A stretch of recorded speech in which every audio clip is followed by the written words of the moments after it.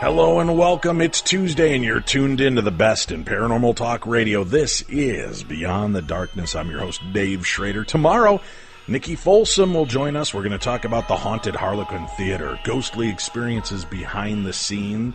And then on Thursday, Timothy Renner will be joining us. We'll be talking about a history of wild men, gorillas, and other hairy monsters in the Keystone State.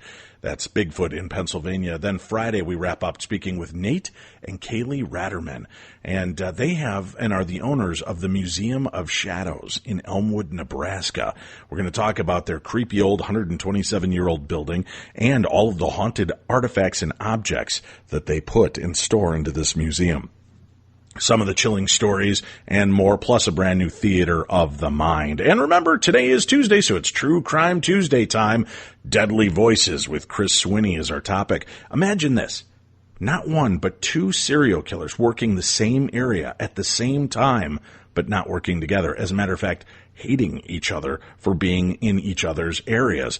Serial killer Herbert Mullen terrorized the Santa Cruz, California area at the same time. The infamous co-ed killer Edmund Kemper also killed in that area. You have got to hear this story to believe it. That's on True Crime Tuesday. And if you stay tuned after the show, you'll hear a small clip from that so that you can find out what you've been missing if you haven't subscribed yet. And how do you subscribe? It's real easy. Go to darknessradio.com. Click on the True Crime Tuesday banner, and when you click on it, it'll take you through. You will be able to subscribe right there. It's only $5 a month, just $1.25 per episode. And if you don't like it, you can always cancel after a month or two, but give it a try. I'm sure once you pick it up, you're going to absolutely love it. You've been listening to True Crime Tuesday on our show for years, and now we've got it available for you. And the only way we have to make it available to you, you get 5 days of paranormal talk radio here on Beyond the Darkness, and it's all available free to you through Podcast One. And for just $5 a month, you get 4 brand new 90 to 120 minute episodes delivered to you every Tuesday on True Crime Tuesday. So go sign up for that, make it a part of your world, and do it right now. And remember, stay tuned after today's show to hear a clip from today's True Crime Tuesday episode. Tonight, our guest joins us. It's been many years, way too many years, since she's been on the show with us. She's back tonight. Linda Zimmerman is our guest, and her book is called More Hudson Valley UFOs. And we're going to talk about strange cases of triangles, saucers, abductions, and sightings that have been ranging from 1908 all the way to today. And Linda Zimmerman is an author and researcher. She presents more UFO cases from the Hudson Valley of New York, including western Connecticut and northern New Jersey, using eyewitness accounts and personal interviews. And it's great to have you back, Linda. Thank you for joining us today. Oh, thank you for having me back. You're right. It's been way too long. Yes, much too long, but we'll have to keep in better touch. And just let's give our listeners a little background on you. You have really done remarkable work and research on many different aspects of the strange and paranormal that we cover on the show. What was kind of your introduction? Why did you find such a fascination with this field? Well, I was actually giving a lot of ghost lectures, as you know. Been doing that for several decades, and people would come up to me at the end of a ghost lecture and start telling me their UFO story. And I was like, why are you telling me this? And they said, well, it's all connected, isn't it? And I don't know what that connection is, but I guess areas of high strangeness have all kinds of bizarre things going on. And that is a weird connection, right, for people to take a leap, going to hear a ghost hunter or ghost researcher, investigator, and then want to share UFO stories. I mean, you sounded, from what you just explained to me, a little confounded by the idea. But once you started looking into this, could you see why people would connect the two? It took a while, but I started to see when I started doing the UFO research, I'd be at someone's house or having them on the phone talking about their UFO story, and I'd say, well, anything else strange happen? Well, you know, I have this ghost story. And I'm like, son of a gun, here it is again. So I don't pretend to know what the connection is, but a lot of locations and a lot of people who have had one type of sighting also have the other. Have you personally witnessed a ghost? I will have to say yes on two clear occasions. One was in Gettysburg, many years before I even started writing about ghosts. I never thought I was going to. And we saw a Confederate soldier walking through the wheat field. It was the anniversary day of the battle. And I thought he just looked too shiny and clean. And I said to my husband, well, he's the worst Confederate reenactor I've ever seen. He should be dirty and grimy. And everything seemed to almost be glowing. And I bent down to get a pad and paper because I thought maybe I'd interview him because I was writing about the Civil War. And I sat up and he was gone. And I said, oh no, he fell down. And we were waiting for him to get up, and he never did, and we went running out in the field to help him, but I think we were about 130 years too late, and he just simply vanished. And Do you think that you were looking through a portal of time at a moment in his life? Do you think that for him he was on the active battlefields of Gettysburg, or was he traversing our ground confused and wondering what it was that he was seeing? Well, he didn't seem to be in any state of alarm like he was being shot at, so I think I'd have to go with the latter one there, that he was just, it might have been the actual moment of his death. As I said, it was the day of the battle, and it was actually the hour that, during the time the battle was being fought. And he just seemed to be wanting to walk back towards the Confederate lines and get home, which I have a feeling never happened. How does that impact you when you see something like this? This is no longer just conjecture or secondhand stories, but you see this unfurl before your eyes, and you know the impact of what you're seeing and realizing that this is a soldier who gave his life for what he believed was right at that time. Jaw-dropping stunned. If I had to put it succinctly, it's a life-altering experience because, as you say, it's not something other people are seeing or talking about anymore. You just had an experience, and how are you going to process this, and how do you handle this going forward? And it's certainly opened my eyes to more than just the possibility. It was the certainty to me at that point. And it was soon after that I started researching and writing about ghosts. Would you mind sharing your second encounter that you knew this wasn't a mistake, this wasn't a trick of the eyes, that you saw what you believed to be a spirit? I was at a home that people were renting, and they had all kinds of nasty things going on. They had 2 dogs that died very mysteriously.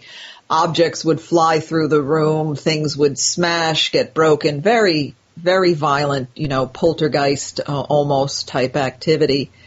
And they couldn't stand it anymore. They were leaving, and they called me and said, you have 2 weeks before we move out if you want to come and investigate. So I think I was there the next night, and just very unsettling activity. You're upstairs and you hear things slamming down in the basement. You go in the basement and things are slamming upstairs, and, just kind of messing with you type of activity. And as I was packing up my gear, I saw this. I was in a dark room, and just enough light was coming through the curtains from the outside that I saw something dark blocking the light, moving from left to right. So I grabbed my infrared camera and snapped a few photos. And I thought I had seen something, but when I got home and put the pictures on the computer, I just gasped. There was this dark, hunched over, almost hunched back figure, which is what the people were seeing. In fact, they would wake up in the middle of the night and this figure would be bent over looking at them in bed, which is no wonder why they were moving out. But that would be enough to chase me right out of the door. Absolutely. Night one. So when as I said, when I saw that photo, which all these years later still gives me chills when I see it because I realize I was in the room with that thing. And it turns out we believe the man who died in the house, who is now haunting it, have heard from several sources that he may have been performing illegal operations in his basement, shall we say, and lost a few patients and liked to experiment on women. All right, so the type of experimental would be mostly on women? Yes. Okay, all right. I get where you're going with that. All right, and then if things went wrong, he would experiment on them? Yes, and apparently a few lost their lives. So, yeah, I always say death does not improve one's personality, and he is still out to terrify women, even after death. What is the again, when you go in and you see this and you have this experience, what do you do then? I mean, what is the object? All right, we now have seen this. We've all had this experience. We've got photographic evidence of this. What is the next step? Do you try to clear something like that? Well, they moved out. I lost my access to the house, but I spoke to the caretaker to the property and made him well aware of what was going on. And unfortunately, a family who looked like they were going to move in that had a young girl, and he said he was going to warn them. So whether he did or not, which would of course risk his job if you tried to warn people away from renting the property, but maybe just being aware of it might help the people who were going to move in. Right. So normally I would have tried to get someone in there to do a clearing, which I have a feeling would have taken quite a while. Right, because this, whatever it was dark and deeply entrenched in this home. That is the word for it, deeply entrenched, for sure. And that was one of my most alarming and just absolutely frightening, and you just never felt comfortable for 1 minute on that property. So here you've had these ghost-like encounters, and you've been doing this research and have gone out and investigated multiple locations and have been collecting people's stories for a long time.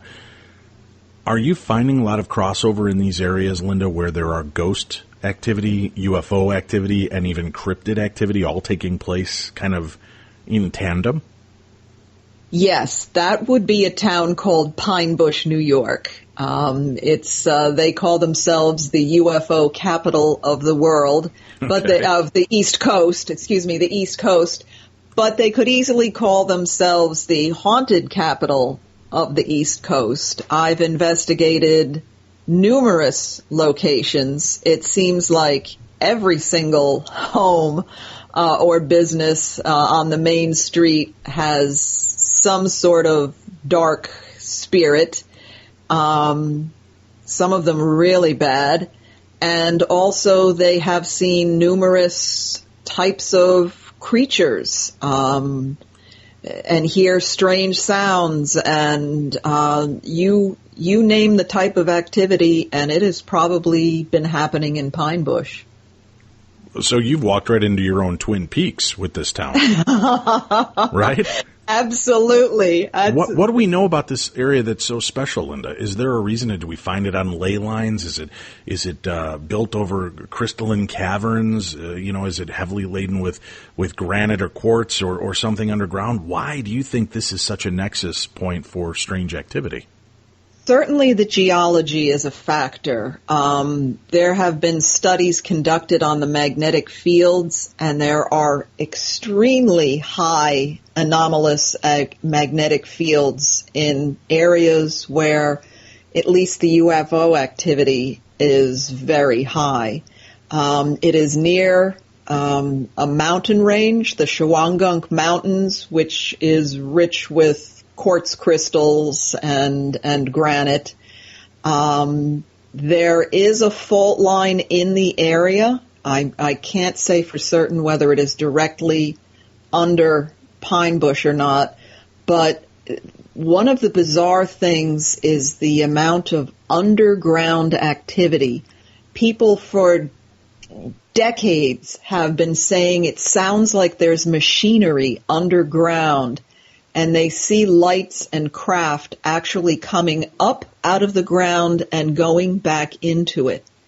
And that is not very common in the world of ufology, but it's, for a time, it seemed to be a daily occurrence in Pine Bush. So is there physically something under the ground, or is it some way that they pass into our world through something under the ground? I don't know, but can't it be said scientifically too? Okay, if we're seeing this and we're having these experiences in this area, we know that there's high level of electromagnetic frequency or force that's in that area. We know that there are some other geomagnetic principles at play, and we know that these are known to cause hallucinatory effect. We know that when they were working on the Philadelphia experiment, they were trying to use electromagnetic frequencies to cloak and hide craft. Could it be that all that it's doing is it's a natural occurrence causing our perceptions to be manipulated, so that maybe it's a regular plane crossing in the sky, but because of the high levels of electromagnetic force, it appears to be some kind of craft cloaking in and out of visual perspective? I could go along with that. That is a very intelligent way to look at it, if it wasn't for the photographic evidence. Unless you know, with the old-time film, I would think that can't be affected by electromagnetic fields so much. Perhaps the modern digital cameras can, but there has been a lot of photographic evidence of streaks of light and showers of sparks coming from the middle of the sky. Yes, we always have to consider that our human brain is being preyed upon by natural forces, natural fields. Right. Well, and these sparks, I mean, I've been in locations, Linda. I've been in Eastern State Penitentiary when we did the investigation with you a number of years ago. Yes. When we were out there, we would see these Tinkerbell bursts of sparks. And I've seen them in the Queen Mary. I've seen them at Waverly Hills. I've seen them at Eastern State Penitentiary. And it's like all of a sudden you just see this little burst of light. But again, a lot of these places seem to have high levels of electromagnetic frequency. If I shuffle across the floor in my stocking feet and then touch my daughter, I'm going to give her a good zap. Couldn't this be much like ball lightning has been used as an example, as a natural occurrence of something that, not understanding what you're seeing, would give you the impression of a craft or something? Couldn't there be this displacement of energy? And, you know, once in a while, the static builds up and it just crackles and causes this spark, and that's what we're experiencing. And again, I'm not trying to poo-poo the paranormal. I'm certainly a believer, but I'm also wondering if, you know, I haven't even really started to explore that philosophy until you and I just started talking about this, but could it just be that that's discharge, natural discharge from these locations? I think for the balls of light and the sparkles and the, you know, the shower of sparks and things, absolutely. But metallic-looking craft with windows has also been seen going back at least 2 generations. So again... All right, you got me there. That's a hard one to displace with electromagnetic frequencies.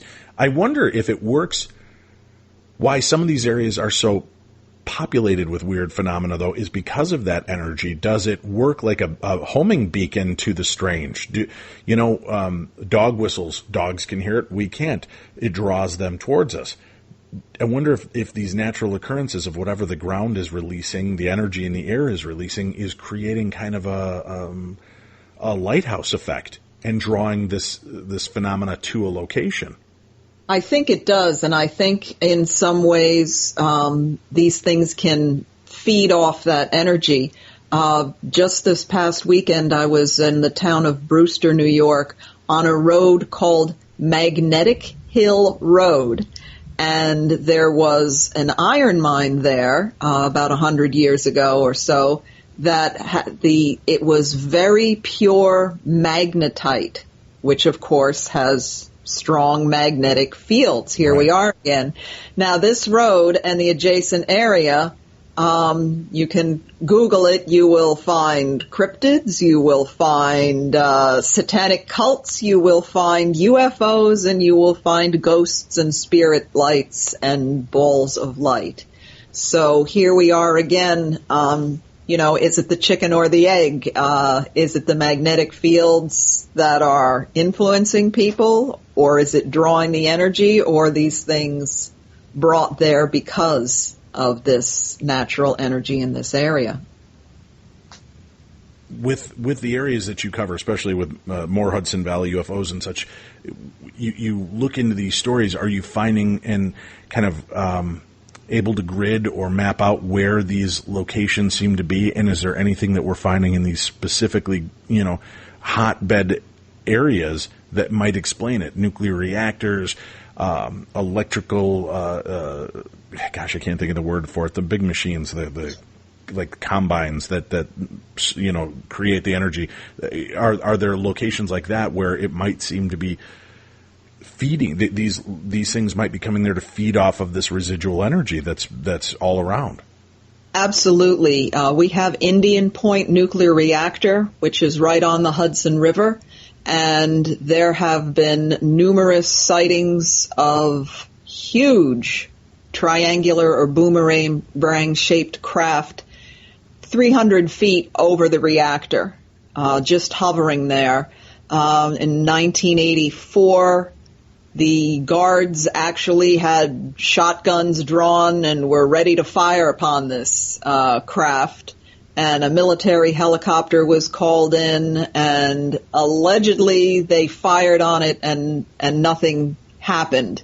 It had no effect, but I don't have confirmation of that. The witness I interviewed was there for the second sighting, where he said as this massive metallic object just hung over the reactor and, obviously didn't care it was being seen, and just, was it feeding off the reactor? Somehow? Was it just checking it out to make sure we don't blow ourselves up? I don't know, but that has certainly been a hot spot for decades. It is interesting, isn't it, how many of these locations do seem to be around power plants? Yes. We have several power generating plants along the Hudson. The substations themselves, I hear a lot of reports, many reports of people seeing whatever type of craft actually following the high tension wires, or hovering over one of the big towers for a high tension wire. So they do seem to be able to somehow draw energy from it. Otherwise, I don't know why they would waste their time hovering and over these locations. Right. Yeah, it does seem strange. What kind of cryptids are also in these areas that you're hearing a lot of? Do we have these kind of amorphous figures that shift and change shapes, like a lot of the UFOs that I hear that are reported in this way, where they maybe boomerang 1 second, cylindrical the next, blobs, and then, they're gone? Do you see that with cryptids as well, that they're kind of morphing and changing in different areas? I haven't heard of the shape-shifting type cryptids. I've heard your classic Bigfoot, the Dogmen. In fact, just last summer, some people were camping, and they claim several, Dogmen creatures came after them. Pine Bush had one very bizarre-looking creature. The best I can describe it is it looked like a Bigfoot with one of those old-time diving helmets on, because it just had almost like a window or mirror in front of its face, a round one, and like some sort of helmet. Small, bizarre type of Jersey Devil type creatures have been seen in the Hudson Valley. So we have quite a range of, and then your Greys and Nordics and reptilians and, the Heinz 57 variety of alien as well. It is a melting pot for love from every universe and planet, huh? Absolutely. Everybody wants to come to the Hudson Valley. Why though this location being so crazy? Do you find that there's any kind of and I don't mean to keep looking for correlations, but it boggles the mind. If you see this, if we look on a direct opposite side of the globe from where Hudson Valley, New York is, do we find that there is activity taking place there as well? Or do we find them in segmented regions where it's like every 1,500 miles or every 200 miles in one direction or the other? We're finding that this seems to be plotting itself along.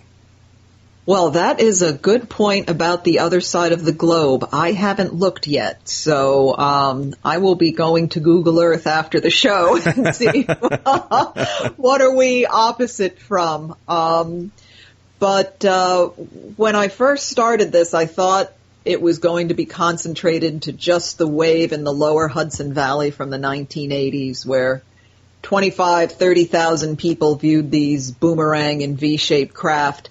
And it just started spreading, like you drop, a red dye in water and it just starts seeping out in all directions. And I've gone back to 1908 with sightings in this area. They've spread to the surrounding states and up to Canada. So while we call it the Hudson Valley wave or the Hudson Valley phenomena, it has spread out. I kind of joke and I say aliens without borders because, to us we say, oh, well, this is New York and that's Connecticut. Well, that means nothing to whoever is piloting these ships. Right. And, obviously, they were here long before Indian Point nuclear reactor and the, electric substations and things. So I think perhaps we go back to the geology. There's a lot of water here. There just may be something natural that attracts them to this area. And they've been here for longer than we can probably imagine. 1908, you're able to track this back and start finding accounts. Please tell me, what was one of the very first accounts you were able to uncover, and how hard was it to find that? Well, I did a lot of mind-numbing newspaper searches on microfilm. Kind of makes me seasick when you're advancing the microfilm. But I was looking for things, back then they didn't call them flying saucers or UFOs. They referred to them as mysterious airships. So once I found one, I knew what time period and area to look for, and it just started, again, branching out. What started in Bristol, Connecticut in 1908 spread to the Hudson Valley throughout the summer of 1909. Then spread throughout New England. There's a great story of two undertakers in Boston early one morning, probably going to collect a body, seeing this large, dark-shaped object with a searchlight on it. And he said it was like as if it was looking for someone, and that was a key feature. And if you are not aware of the history of aviation, no planes were yet flying at night in 1908 or 1909. And we didn't have these massive, well-built Zeppelins. We had some pretty pathetic dirigibles that weren't capable of carrying heavy searchlights and the batteries that needed to go along with them, and they certainly couldn't all hover and then accelerate extremely high speeds and be seen from Boston to New York in the same night. And then the phenomena spread up to southern Canada, and they said, oh, it's these damn Yankees, muscling in on our land, and they even joked about it was Vermont grasshoppers with lanterns. They didn't know what to make of it, but certainly nobody said they were Martians or aliens. they thought perhaps the Wright brothers or Thomas Edison had developed some amazing new craft that could fly at night and have these bright lights on it. And they waited for the news to come out. And of course it never did, because nobody had such a craft then. And in the last 110 years, no one has found a prototype, a blueprint, nothing to show that anyone had something that with those flight characteristics. Isn't that amazing? I mean, to go back that far, we have mysterious airships. Have you scrolled through going further back for strange lights in the sky, things like that might be trigger words? Yes, I found in the 1870s and 1880s in this area, they would call them spook lights or ghost lights, or think it was a sign from God that, there was this brilliant light that followed them in their carriage. There was one, it's called High Mountain in New Jersey, which apparently is still considered to be very weird and strange today. In the 1880s, people were terrified to go there because there were lights darting around the treetops, and, men would grab their guns and go up there to see what was happening and come running home terrified because these lights would be swirling around them. So I can't say, yes, those were UFOs. I can't say what it was exactly, but something was happening that far back that was worthy of being in a lot of newspaper articles. Let's continue our journey into this very strange area, and here's some of the other stories, from lights in the sky to triangle-shaped craft to abductions and more. Linda Zimmerman, our guest today on Beyond the Darkness.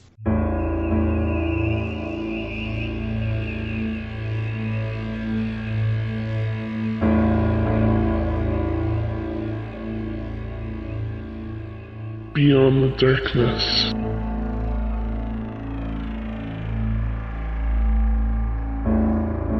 Welcome back to the best in paranormal talk radio. This is Beyond the Darkness. I'm your host, Dave Schrader. Our guest tonight, Linda Zimmerman, and her newest book is More Hudson Valley UFOs. We are going to be talking about some of these hotbeds, these paranormal perfect storm locations, as we were just discussing, where so much has happened in certain areas. Like she said, she went back in timelines to the 1908 for some of these mysterious airships that were flying in the sky and being recognized and sighted, and even further back in these weird night and ghost light anomalies that were being witnessed all over. Let's get back into this, Linda, and I'd love to hear some more of the strange stories you've got from all the research you've done. How many books do you have out now totally? Over 30 total. About 15 ghost books and 3 UFO books at this point. And I know you were big into ghosts. How is this affecting you now with, the UFOs? Do you find that this is a much more fascinating aspect? And if so, why? Well, it seems to have definitely drawn me in, probably because of my own experiences and the passion and the intensity of the witnesses I've interviewed. Not that a ghost hunt isn't intense and fascinating, but these people coming from all walks of life, having these similar experiences and just wanting to finally tell somebody, maybe after 10, 20, 30 years. And to me, it's, the possibilities are just mind-boggling if even a fraction of these stories are correct. Right. What has been going on around here for all of these, centuries, and what are the implications, especially for people with missing time or who believe they've been abducted?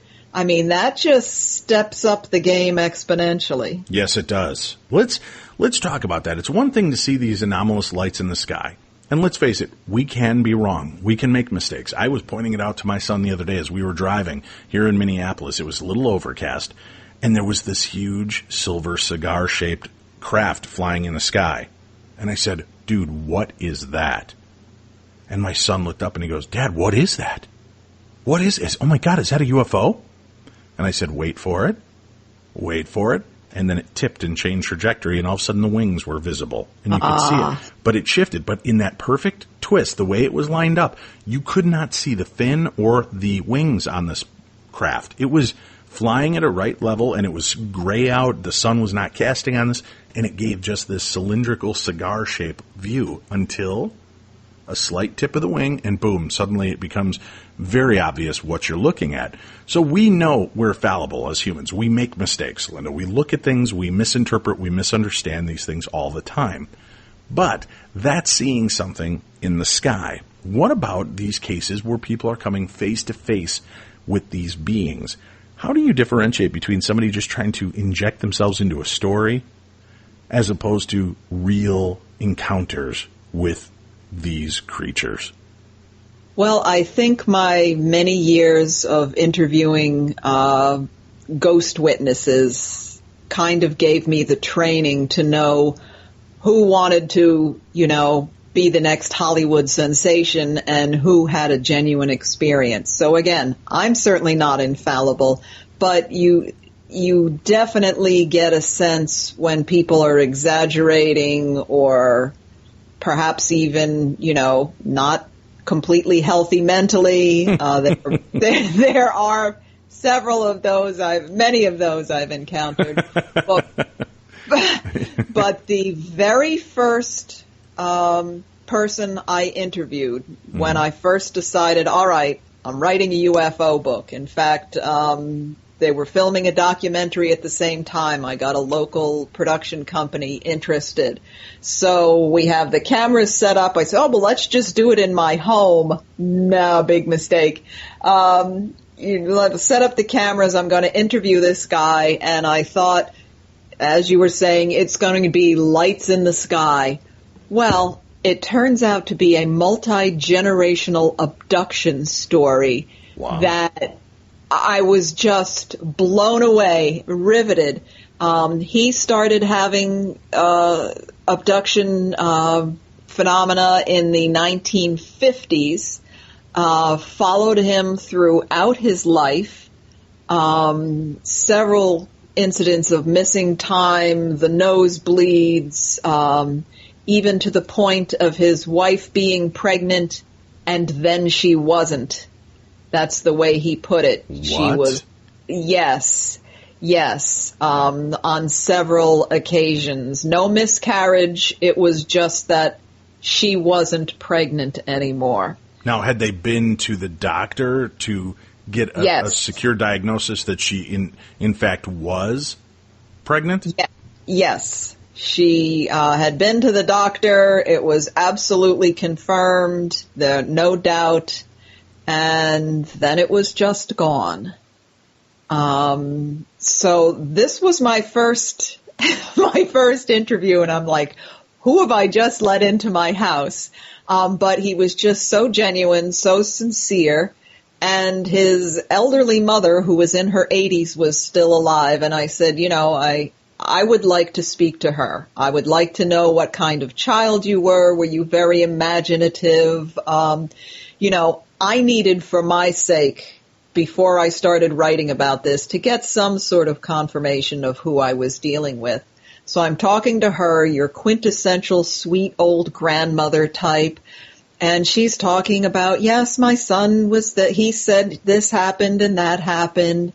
And she said, it was the one with the big eyes like I used to see. And I was like, time out here. What do you mean like you used to see? Well, the first time I saw them was 1937, she told me. And I almost fell out of my chair.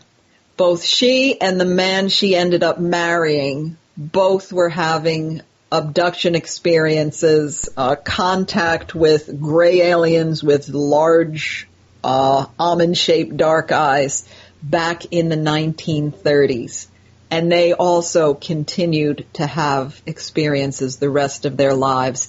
And then their children and now their grandchildren are having the same experiences. Are there any strange physical or medical anomalies that this family is dealing with? Well, this man I interviewed has these very bizarre triangular-shaped indentations on the back of his neck. I can actually put my fingers in them. They're so deep. He had scoop marks on his leg. He had the nosebleeds. One morning he woke up and he said he used to, kiss all his kids goodbye before he went to work. And he had to leave very early. So as he went into each room to kiss his child goodbye, their pillows were all covered in blood and they had all had nosebleeds in the night. And of course the missing babies. What do we believe the nosebleeds have to do with this? I mean, perfect example. Last night I woke up 4 o'clock to a very weird sense in my room. I can't even begin to explain it, Linda. It's weird that we're having this conversation today. But I woke up very displaced feeling. And all of a sudden, I had this kind of weird numbing sensation in the left side of in the right side of my head. And then my nose just started pouring blood. Oh, boy. And then that sensation lifted. At first, I thought, holy crap, am I having a stroke? But blood just started pouring out of my nose. I got up, washed up, cleaned up, and everything was fine. But that weird sense of foreboding and creepiness was just gone. So, that's pretty classic for. Oh, great! I hate to break the news, but oh man, I hear this all the time from people who have this missing time abduction. One man, he was the head of the school system and a politician and, someone who didn't really, would not benefit from spreading such stories. And he told me, that he'd wake up at night and this strange looking humanoid with a large head and big eyes would be there. And the next thing he knew, it was morning and he had a bloody nose and he went to several specialists and they finally put one of those scopes up into his sinuses. Mm-hmm. And they said, who's been scraping the inside of your sinuses? He had physical marks as if some sort of operation. And all right, now listen, I understand, taking some eggs, maybe some semen, trying to create little alien hybrids, but why are they digging up my nose, Linda? What are they, what are they mining for? Yeah, I'm sorry I'm laughing, but I'm with you. The way you put it there, right. all I can think is there's some sort of valuable tissue samples they're taking or putting something in or taking something out. I don't know, but that is very creepy that you just had that happen last night. Had it ever happened before in your life? Well, I've had nosebleeds from time to time, sure. But this was weird because, like I said, I woke up with this just strange feeling of I can't even really put my finger on the emotion or the feeling. It was just, I felt very discombobulated, which, can happen when you wake up in the middle of the night. But it was just this kind of disoriented, something was off, something felt weird, and then there was this weird, and I'm probably going to get letters from every medical person out there and everybody that's quickly scanning WebMD, and I'm sure they're going to tell me about every horrific possible thing that I could have. But like I said, once it passed, I thought, wow, was I having some kind of, aneurysm or stroke or what? But it was like more of a sensation of fear and anxiety all at once, at the same time. And then the nosebleed just came out of nowhere and just was like mad. Yeah, that's, You never heard of a mad nosebleed before? No, I've never heard of a mad nosebleed. It was mad. It had a place to be and it did not want to be on my head anymore. So it was running for the hills. Yeah, you might want to have that checked out medically just to be certain. But I have heard this time and again where people disorient, they'll wake up outside or on the floor of their bedroom, or their clothes will, their pajamas will be on inside out, and they're fearful, disoriented, the bloody nose, the headache, and it's like, what just happened to me? So I would at least have it, Oh, yeah, I'll be definitely, especially if this happens again, I'll be going in and checking on this. But I was just curious why you believe there was something. What does the nose have to do with it? I don't. It just seems they go in and scrape the inner sinuses there, or some sort of probe. I don't pretend to know what's behind these, okay. But I have certainly seen the pattern. Now, are there specific types that are associated with this type of activity, or do all of the different alien races seem to like to dig up our noses? I don't know. The people who have talked to me have all described very short, almost child-sized, skinny, spindly legs and arms and neck, big head and big eyes, and either very white or grayish.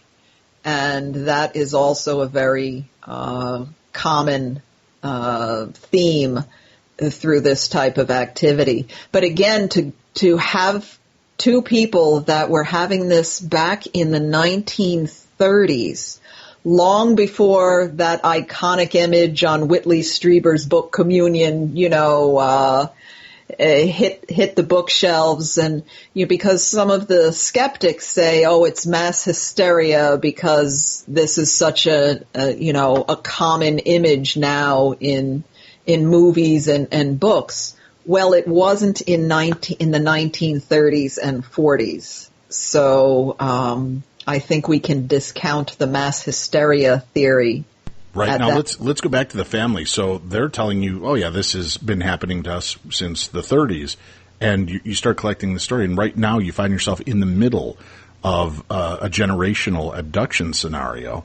And what is it like? I mean, to be in this environment. And then seriously, Linda, do you think, boy, by investigating this, am I letting the visitors realize that I'm poking around? Do you have any concern for yourself? I certainly do, because right after he left the house, now I live on a street where I say I could take a nap in the middle of the road. We had so little traffic. A dark van with blacked out windows pulled to the end of my driveway and just sat there. And I'm looking at it. I assume they're looking at me. And my husband's like, oh, I'm going out and see who this is. I was like, don't you go out there. And so I stood in my living room, and it was kind of crazy, but I said, I am no threat. All I'm doing is interviewing people. I'm not claiming government conspiracies or this or that. And the van pulled away. And I was like, okay. I started having phone. Well, I was talking more. I wasn't even thinking about the governmental conspiracy angle. I was thinking more of turning yourself onto the aliens now that they know that you're aware that they're out there and they're doing this. Were you afraid they might come visit you? But you're getting bothered by the shadow government or the Men in Black. Or was it? Some people speculate the Men in Black are aliens. So I didn't know at that point, but I just knew there is, the one time in the whole time I've lived here, a dark van with blacked in windows is sitting, at the end of my driveway. I didn't know what to think. And some of my files were erased on my computer. In fact, I spent a whole day writing up the story of this man, and I'm a compulsive saver on my computer. And I came back upstairs, the file didn't exist on my computer anymore. Dropped phone calls, and I'm like, oh God, what have I gotten myself in for? And certainly I was worried that I was going to draw who knows what to myself. So at that point, I realized no more interviews in my living room. I go to them. Yet here we are. You're in your living room, I'm in mine, and we're having this discussion. And you just had a nosebleed. So, right. Well, the aliens are taking care of me. Men in Black have got you handled, so this whole thing is fine. What did this family think at the end of it all? I mean, what are they just accepting of their role that they are the bacteria in this alien petri dish? They're just going to keep feeling this and dealing with this, or are they looking for help in a way to break this cycle? Well, the mother was certainly very concerned for her children. She repeated over and over, I just didn't want them to scare my children. And she felt so helpless. They both did. Because you can't protect your kids from this. You just can't. The son, the man I interviewed, he kind of thinks this is all cool now. Now that most of it is behind him, he's fascinated by the subject, goes to all sorts of conferences, loves to talk to people, about their experiences. But of course, I'm sure he was very concerned when it started happening to his kids. So it's a complex set of emotions for sure. The abductees, contactees I've dealt with range from beam me up now, I can't wait to be taken away, to one man recently told me I would shoot them all if I could. So everybody handles it differently. Certainly. All right, so that's one of the groupings that you cover and talk about in the new book. Let's hear about a couple more of the cases that really you found fascinating and just compelling in the way that it's been told and what they're sharing. One of my favorite from all of my books involves a woman who was a professional plane spotter. I didn't know there were such things. Yep, there's one. Yeah, yep, there's one. There's another. Okay, I'm done today. All right, pay me. She worked at LaGuardia Airport, and her job was to identify the type of craft, as it's coming in for a landing. So she needed to know civilian, military, and commercial aircraft of all types, and then get the tail number and match it up to what the transponder was telling her. And I'm like, why did you do that? Because drug runners would hijack a plane, change the E in the tail number to an F, and think they could just land with their cargo of drugs in the middle of a major New York airport. And they caught a lot of people that way. So this was her job, identifying aircraft at a distance.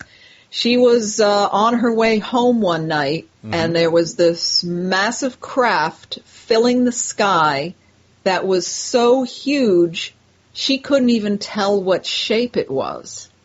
So she called we have a White Plains, Westchester County Airport. She called a friend of hers at the tower who was the radar man, and she said, do you see anything on radar? He says, I see it. It's enormous. I've never seen anything like it.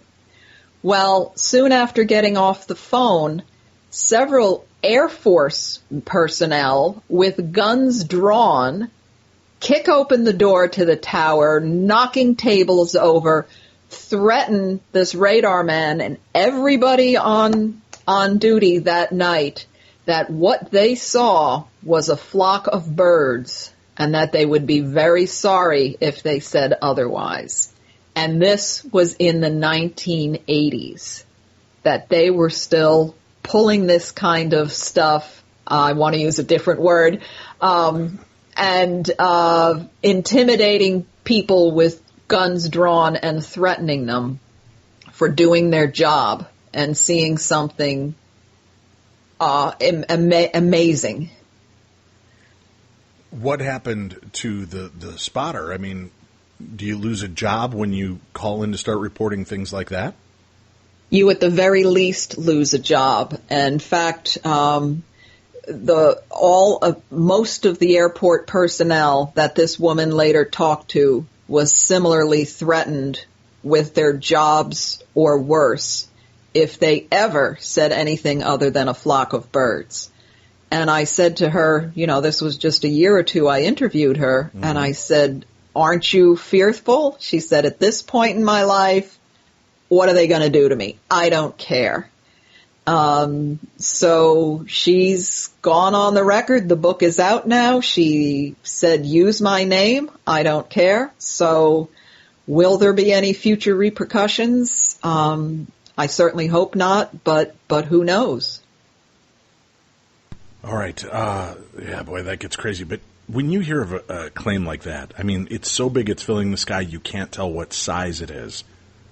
That's when a lot of people's BS meters start going off, Linda, because if something this grand in scale is being seen and they're pinging it on radar, why are the streets not running with people just absolutely terrified because the Independence Day craft is hovering overhead? Well, that's what the environment was like in the 1980s during this wave. Mm-hmm. Most of the craft was 1 to 2 football fields in length, but some of them, I've heard this again and again, that it was so big I couldn't tell what it was. One woman from Connecticut recently told me, she said the entire sky was filled with metal and lights. That's all she could see, metal and lights. This thing was so huge and so low. And the official explanation for these sightings by tens of thousands of people was it was 5 Cessna planes from a local airport flying in formation, and that's what people were seeing. And that's where their inquiries started and ended. Unbelievable. Okay. Yeah. Yeah, what that's about, what we dealt with. Now, this is, and here you've got 2 people in the know who would know what they're looking at and what's being pinged. What other stories do you have? Do you have other people with high credentials coming forward, kind of whistleblowing on this subject to you? Well, they've certainly been forthcoming. Whistleblowing, I don't know, because the government not listening to our whistles. But there was an emergency room doctor who was on his way to the hospital one night, and he saw what he described as a large horseshoe crab-shaped object, and very educated man, beyond his medical training. And he said he's looking at it, and all of a sudden it was gone, and it was a mile away. And then it disappeared from that location and was back close to where he was. It was like jumping from location to location, very Star Trek-like. And again, here's a man who has nothing to gain from talking about seeing horseshoe crab-shaped craft, jumping miles in the blink of an eye. Many police officers and military men have seen, they're out at all hours, all over the place, seeing craft. There's a great story of the Danbury, Connecticut police force, who anybody who called with a UFO story was, ridiculed. What are you, drunk? You seeing pink elephants too? Until the chief of police and half his staff had sightings one night. And suddenly he became a firm believer and said, I know what I saw and I don't care what anybody tells me. You've got to love when the ridiculing skeptic has their life-altering sighting. Right. A Marine Corps sniper, long history of service, saw a remarkable craft that, again, defied all explanation. And he said, I'm trained to observe, his life depends on what he sees and how he interprets it. So that, doctors, lawyers, I'd say politicians, but how can we trust them? One of the best stories I ever heard was from 3 teachers who stopped their car on the Taconic Parkway one night because a football field-sized triangle, all lit up, was hovering at treetop level over the road, and they stood under it for 20 solid minutes. And the next day, the official excuse was it was a formation of ultralight planes that these people saw. That hovered in one spot for 20 minutes. Yes, yes. And what about the people that experienced that? Did they have any lost time? Did they develop cancer? Did they any kind of ill effect from being directly underneath this craft for such an extended period? Yeah, that's a good point. So far, they have aged nicely and are all healthy, but certainly people have developed physical ailments as a result. Cancer, thyroid disease, things that certainly would be in line with radiation exposure. So there is something going on above the norm. And in your opinion, Linda, do you believe that these craft really are extraterrestrial, or do you believe that they are our craft and it's testing we're doing on our own people? If we only were dealing with that wave in the 1980s, I'd probably say a good portion of that could have been military testing. But when I go back to the early 1900s, the 20s, 30s, 40s, I can't say that. I have to think that there was nothing on Earth that had these flight characteristics back then. So then I would have to then take the next step to say, yes, they were extraterrestrial. These abductions that are taking place, are they always the same type, or are different versions of aliens doing the abductions? And did they ever get aboard the ship and then find out, it's the Greys that came for us, but once we got on board, it was a smorgasbord of Federation-type aliens and multiple different races? For the people I have personally interviewed, it has been the gray aliens, the short ones, or sometimes taller versions of them. Mm-hmm. Actually, I have to take that back. There was one woman who claimed she was little girl when this happened, and she used to call it the alligator person who came for her. And she interprets that now as it being something reptilian. Fascinating stuff. Why that area? Why so much out there? And are you looking and cross-referencing with other hotspots? Are you finding very similar experiences, or are you finding that in that area it is something kind of unto itself? Bits and pieces of what's gone on here are certainly duplicated across the country and, across the world. Like, the Belgian wave of triangles, very similar to what happened here. But taken as a whole, well over 100 years, the incredible amount of abduction experience, the variety of craft, I think this area is unique. And I keep stating my opinion is that this is the number one hotspot in this country.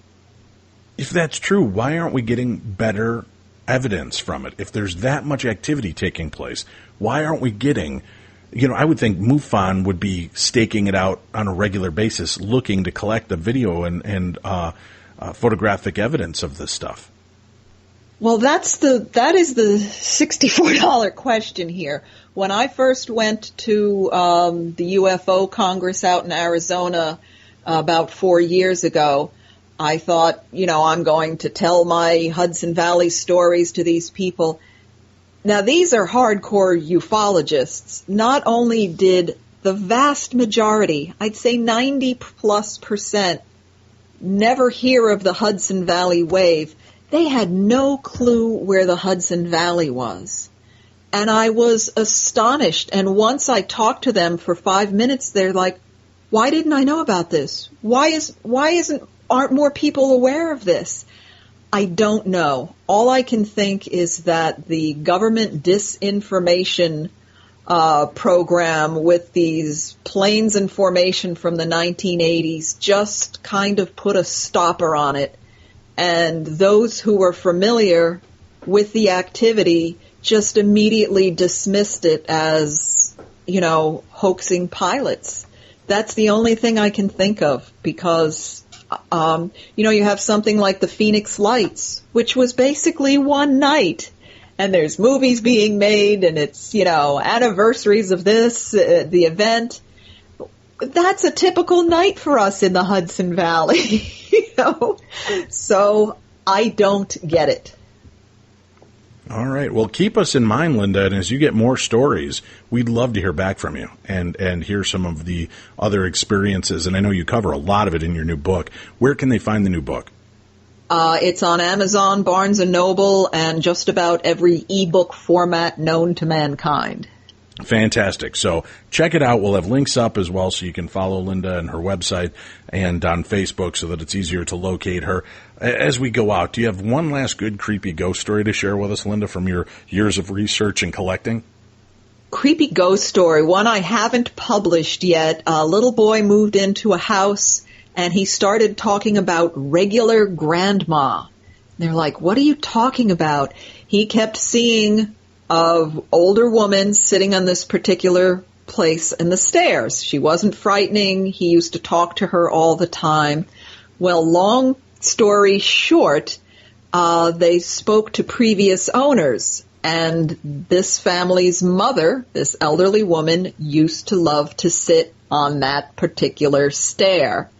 And they come to find out that after she died, she was cremated, and she had requested her ashes be scattered in this particular place she liked. Well, the son forgot to do it, and she was sitting in an urn in his closet for all these past years. Oh. And once they followed her wishes and scattered the ashes, regular grandma was not seen anymore. Very cool. Linda, thank you for being you and for coming back to visit with us, and we look forward to talking to you more in the future. Thank you. Always a pleasure, and best of luck to you. It's great chatting with you. Nikki Folsom, our guest tomorrow, the Haunted Harlequin Theater, ghostly experiences behind the scenes. And remember, today is True Crime Tuesday, where we're talking with Chris Swinney, Deadly Voices. We're talking about serial killer Herbert Mullen and the co-ed killer Edmund Kemper, both terrorizing the same area in the same time. Stay tuned for a clip, an exclusive audio edition right from that episode, right now. So let's talk about this. Okay, so first of all, how rare is it that you have two serial killers in the same geographic location doing horrific crimes simultaneously, and they both decide to turn themselves in at the same time? Yeah, and I don't know. I mean, that's crazy right there. Yeah. It sounds like a sci-fi movie. Yeah, it's pretty crazy. And that's why, law enforcement went from, man, what in the world's happening? Do we have two killers to, holy crud, we got two guys in custody. Now what do we do? And so. Right, but both of them at the same time. Yeah, it's the only. You see, this seems, and I'm not a cop. I have relatives in law enforcement, and I'm, of course, a fan of all the detective shows, but it seems that it was a bad idea to put two serial killers side by side when you're not sure who's responsible for what deaths at this point. Well, especially when both of them are paranoid schizophrenics and could influence each other. They did have some, so they didn't come together precisely like, on a Tuesday they both showed up. There was a little bit of a gap there, but they both, at the time when they were sitting next to each other, there was a couple issues. One's logistics. It's 1973. There's not separate holding cells across the city where we can stash these two serial killers. It's logistics, right? So, and they both have to go to court, and they're both going through separate court proceedings, and so they have to, their paths will cross. There's just, today it would be easier for me to do that. To separate them, but at that point they didn't have that. But they're in separate cells. Oh yeah, they're not chumming up. How is Kemper intimidating Mullen during this then? Well, Mullen is a slight little guy. He was like 5'7", I think, 5'8", maybe 165 pounds. Well, Edmund Kemper was like 6'9". Wow. So he was a beast, and so he physically scared people. He scared the police. He scared the detectives. And he certainly scared Mullen, huh? Mullen, but he knew that. And was Kemper pissed that Mullen was stealing some of his thunder because of his crimes? He didn't come right out and say that, but he did kind of make it known that, hey, I did what I did, and he did what he did. We're not together. We didn't work together, and I ate bodies and stuff. That's what Edmund Kemper was like. Hey, he may have killed a few people, but I ate body parts. But I'm the big bad guy. Right. Yeah. And I'm big. They called him Big Ed, obviously, because of his size and stuff. So, but they constantly were at each other's throats, but mostly it was just Kemper messing with Herbert, and Herbert just would plead with the guards, just, is there any way you could just get me away from this guy? And Ed would kind of relish in the moment, and he would say, you guys think I'm crazy, and mind you, he's doing necrophilia and killing family members and eating body parts and stuff, but he tells the detectives and the people there that, hey, you think I'm crazy, but this guy Herbert, he's completely lost his mind. Well, what does that say about you when a complete psycho's like, hey, that guy's freaky? Subscribe now for True Crime Tuesday by visiting darknessradio.com and clicking the True Crime Tuesday banner. Never miss another episode of True Crime Tuesday and Dumb Crimes and Stupid Criminals. Go there now, darknessradio.com, and click on the True Crime Tuesday banner. Do it now.